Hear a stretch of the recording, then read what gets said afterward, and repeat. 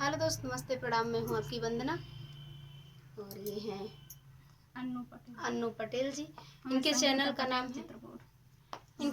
नाम है मेरा अन्नू पटेल और इनका संगीता पटेल चित्रकूट और अन्नू पटेल इनके चैनल का नाम है। तो प्लीज़ इनका सपोर्ट करिएगा। इनका न्यूज़ चैनल है और अभी न्यू चैनल है। पहला गाना रहेगा भक्ति गीत। कैसे लगेगा कमेंट में बताइएगा।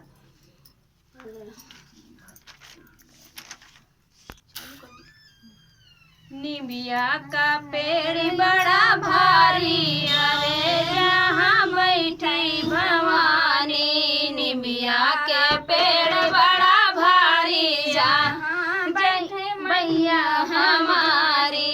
निबिया का पेड़ बड़ा भारी, अरे जहाँ बैठी भवानी। ना मोरी मैया के खेतिया बारी, ना मोरे मैया के खेतिया बारी। अक्षत चढ़े थाली थाली, अरे जहाँ बैठी भवानी। अक्षत चढ़े थाली थाली, जहाँ बैठी मैया भवानी। निमिया का पेड़ बड़ा भारी, अरे जहाँ बैठे भवानी। ना मोरे मैया के बाग बगीचा, ना मोरे मैया के बाग बगीचा।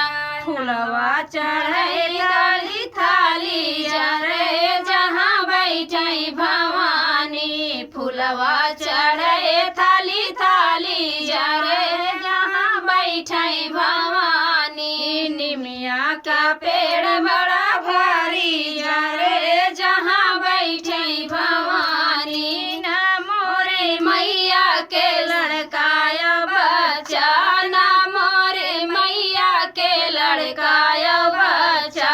माता का है दुनिया सारी, अरे जहाँ बैठे भवानी। माता का है दुनिया सारी, अरे जहाँ बैठे भवानी। निमिया का पेड़ बड़ा भारी, अरे जहाँ बैठे भवानी।